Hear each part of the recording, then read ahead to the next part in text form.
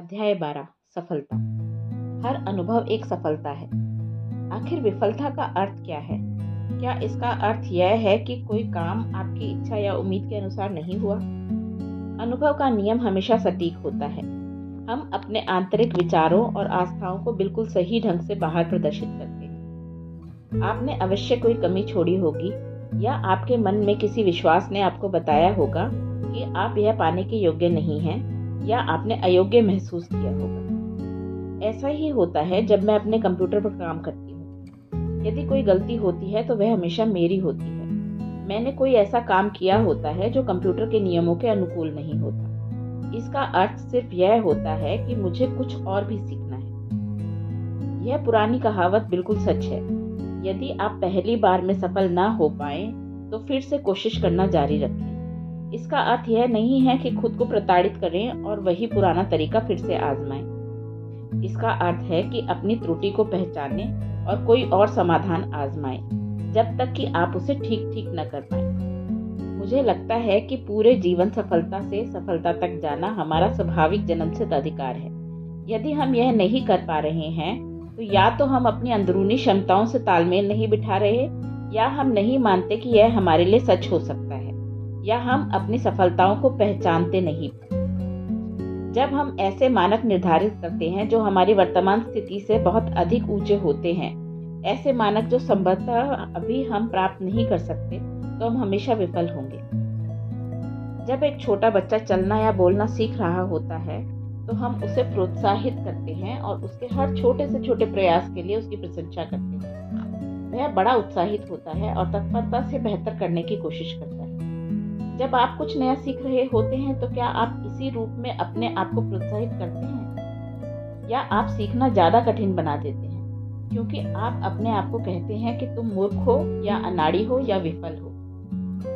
कई अभिनेत्रियां और अभिनेता यह महसूस करते हैं कि उन्हें पहली रिहर्सल पर ही सबसे अच्छा प्रदर्शन करना चाहिए।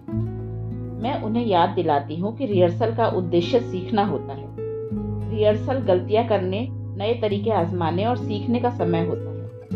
बस बार बार अभ्यास करके ही हम कुछ नया सीख सकते हैं और उसे अपना एक स्वाभाविक अंग बना सकते हैं। जब आप किसी क्षेत्र में निपुण किसी प्रोफेशनल को देखते हैं तो आप असंख्य घंटों के अभ्यास को देख रहे होते हैं।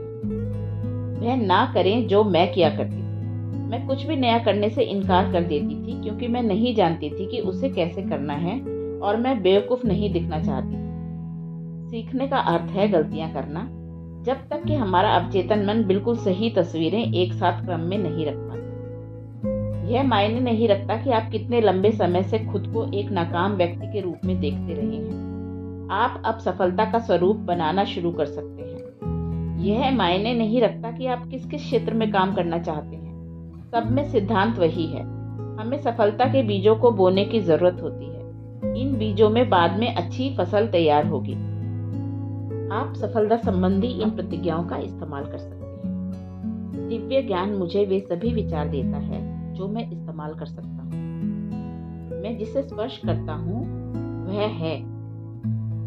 मेरे लिए और हर किसी के लिए बहुत कुछ उपलब्ध है। मेरी सेवाओं के बहुत से उपभोक्ता हैं। मैं सफलता की एक नई जागरूकता स्थापित करता हूँ। मैं विजय चक्र में आ गया हूँ।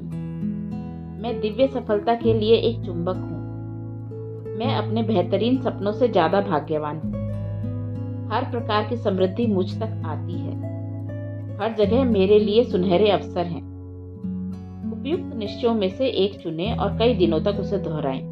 फिर एक और निश्चय चुनें और ऐसा ही करें। इन विचारों को अपनी चेतना में बसने दें। इस बारे में चिंता ना करें कि इन्हें कैसे पूरा करें। अवसर स्वयं आपके पास आएंगे। अपने मार्गदर्शन और प्रेरणा के लिए अपने भीतर के ज्ञान पर भरोसा करें। आप अपने जीवन के प्रत्येक क्षेत्र में सफल होने के हकदार हैं।